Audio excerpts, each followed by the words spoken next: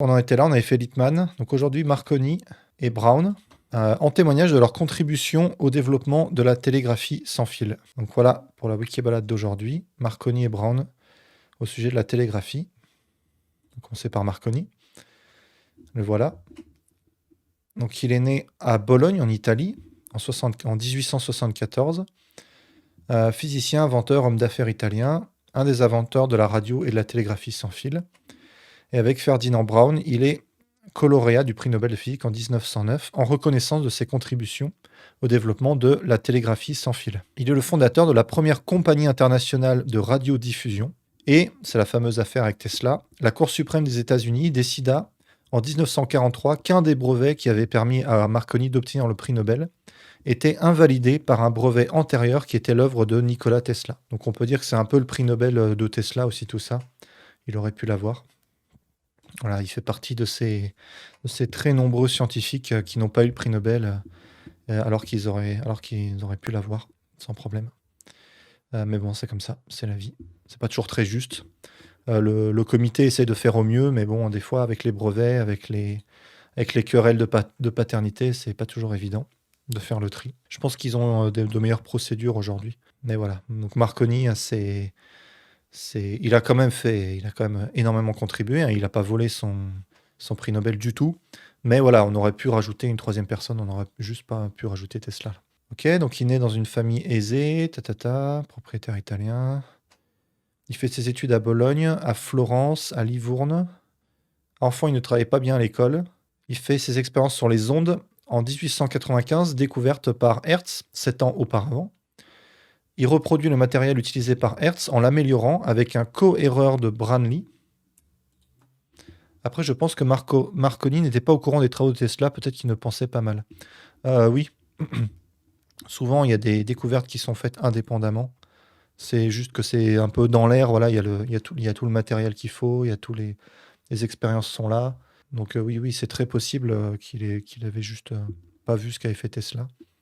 C'est aussi possible qu'il avait vu et qu'il en parlait un petit peu, mais que Tesla n'a pas eu le prix Nobel.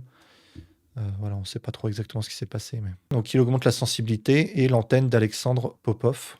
Donc juste cohéreur, connu aussi sous le nom de radioconducteur, est un élément des premiers récepteurs radio à changement d'état qui, dès le début du XXe siècle, permit la réception des ondes radio et des signaux des stations de TSF marine.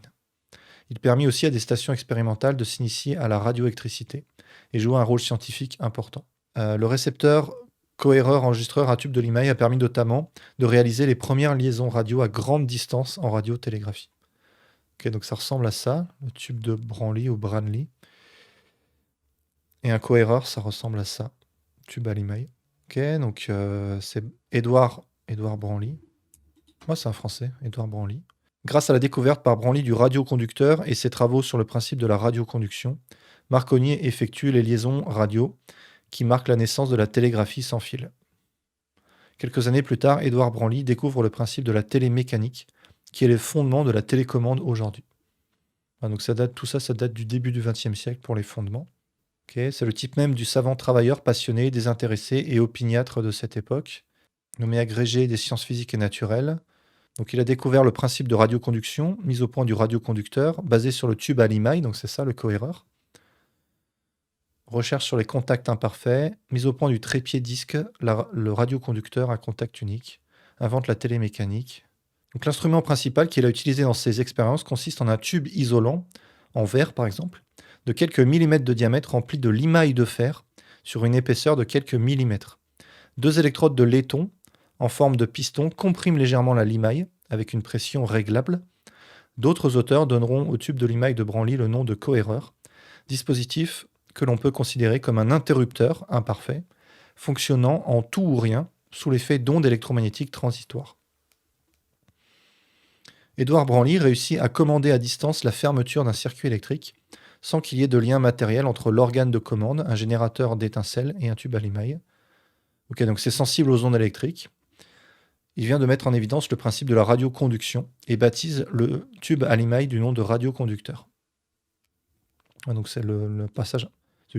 Le passage important, c'est ça. Il arrive à commander à distance la fermeture du circuit électrique. Salut Nicky Larson.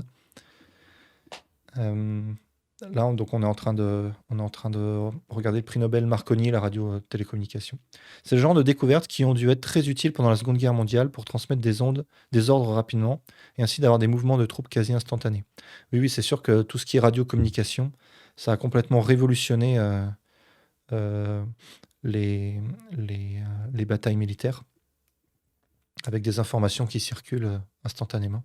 Il n'y a plus besoin d'envoyer un mec à cheval qui court au galop pour les prévenir. Donc on peut faire ça beaucoup plus facilement. Après, il y avait des méthodes de communication un peu plus rapides aussi, avec les... je ne sais plus comment ça s'appelle, mais vous mettez des systèmes un code en faisant bouger des pales en bois, par exemple, en haut des collines, et vous envoyez le signal comme ça de colline en colline. Ça va plus vite qu'un cheval. Mais voilà, ça, c'est vraiment la révolution. Donc voilà, il n'y a pas de lien matériel entre l'organe de commande, le générateur d'étincelles, et le tube à limaille. Donc voilà, on commence à avoir de la transmission sans contact. Okay, donc Edouard Branly multiplie les expériences sur le tube à limaille, et ça donnera la télégraphie, ensuite la télégraphie Morse. Oui, il y avait déjà le télégraphe à cette époque. Hein. Le télégraphe, ça date de 1850, je crois. C'est beaucoup plus vieux. Mais il faut un fil. Alors que là, c'est sans contact. Donc vous pouvez faire ça sans tirer un fil auparavant. Un peu comme dans le Seigneur des Anneaux. Ouais, j'y pensais en le racontant. Il faut allumer les feux du Gondor. Voilà à quoi ça ressemble, un poste récepteur. Ok, donc avec des tubes à limaille. Le cohéreur a été remplacé par les détecteurs électrolytiques et par le détecteur magnétique. Donc après, ils ont utilisé des technologies plus compliquées. Voilà le principe. Un tube en verre dans lequel on fait le vide contient entre deux tampons métalliques quelques fragments de limaille, de la limaille de fer par exemple, et est relié par un circuit inductance-condensateur accordable, disposé par conséquent de telle sorte que les alternatifs HF qui vont de l'antenne au sol le traversent. Ok, bon, c'est pas très clair là. À l'état de non-excitation, le tube est très résistant électriquement parlant. Okay. Et si le système est excité par une onde hertzienne, donc dès qu'il y a une onde qui arrive sur le tube, la résistance diminue brusquement dans de fortes proportions, mais que cette diminution persiste après la fin du signal qui l'a causé. En un mot, le cohéreur à limaille n'est pas auto-décohérent. Ok, donc il ne se remet pas tout seul dans sa position initiale. Ça devait poser des problèmes, ça. En tout cas, il détecte les ondes électromagnétiques, c'est ça le plus important. Donc Marconi reproduit le matériel utilisé donc, par Hertz et Branly. Il augmente la sensibilité. Et après ses toutes premières expériences en Italie, il réalise dans les Alpes suisses une liaison télégraphique de 2,4 km durant l'été 1895. Cette expérimentation avait toutefois été remise en doute du côté italien avant d'être officiellement reconnue par l'Union internationale des télécommunications. Ensuite, il part en Angleterre pour poursuivre ses expériences et déposer un brevet. L'Office américain des brevets lui délivre une trentaine de brevets sur la télégraphie sans fil et la radio. Nikola Tesla entreprend une action en justice envers lui reprochant d'avoir illégalement utilisé 17 de ses brevets.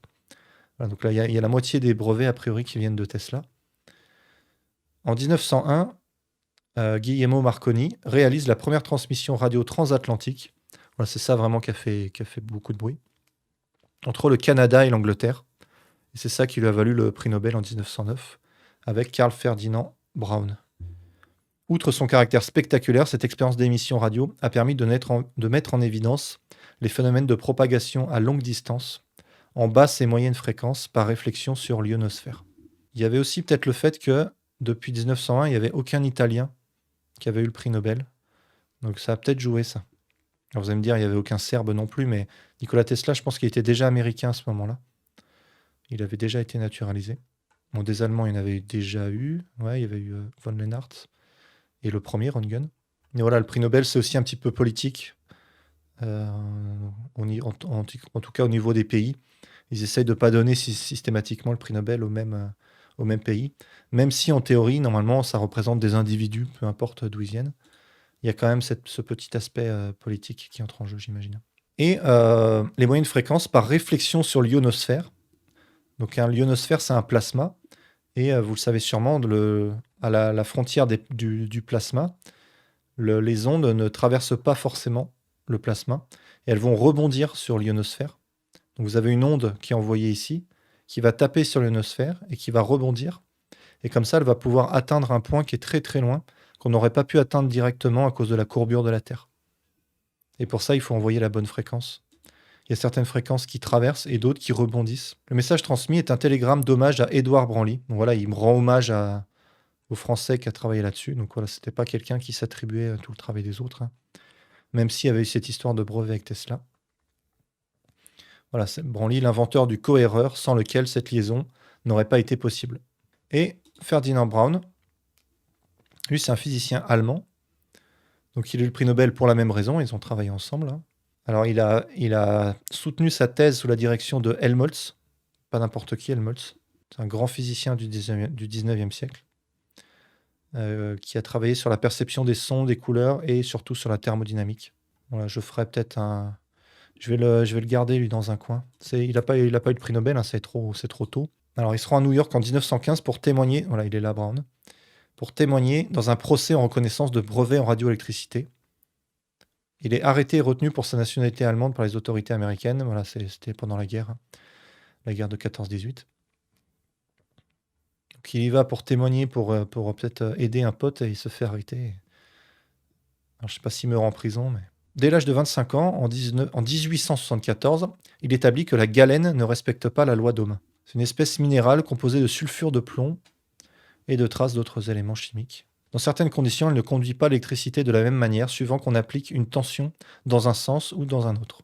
Professeur à l'université de Strasbourg, il s'intéressa aux phénomènes électriques rapides, et pour pouvoir les étudier, il développa en 1897 un tube cathodique particulier dit le tube de Brown. Son invention mena rapidement au développement de l'oscilloscope, qui plus tard allait permettre de réaliser les tubes cathodiques des téléviseurs, puis des premiers écrans d'ordinateur. Effectivement, l'oscilloscope, vous envoyez des électrons. Voilà, l'écran, il a une surface fluorescente. Vous envoyez des électrons que vous déviez avec des champs électriques pour les accélérer et des champs magnétiques pour les dévier au bon endroit. Et vous allez taper là où vous voulez. Voilà, ça ressemblait pas à ça à l'époque, hein, mais voilà ce que c'est devenu. Et les vieilles télévisions, les tubes cathodiques, c'est pareil. Vous avez les électrons qui vont taper le pixel que vous voulez afficher. Il se lance en 1898 dans la transmission sans fil, donc la TSF. À cette époque, les dispositifs radio de Guillermo Marconi ont une portée limitée à 15 km, insuffisante pour des applications pratiques. Dans ces radios, sans amplificateur, l'antenne est une partie intégrante du circuit d'accord.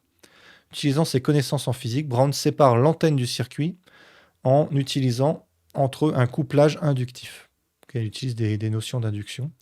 Il supprime ainsi l'étincelle des circuits, limitant les pertes d'énergie et augmentant la sensibilité. Et il brevette son système qui permet de couvrir une distance de 62 km. En 1906, il utilisa sa connaissance des propriétés de conduction de la galène, voilà ce qu'on a vu au tout début, là, pour imaginer un redresseur que l'on peut considérer comme l'ancêtre de la diode moderne. Donc la diode, effectivement, c'est un dipôle qui ne se comporte pas de la même manière, suivant que le courant va vers la droite ou vers la gauche. C'est un conducteur, c'est un dipôle qui n'est pas symétrique.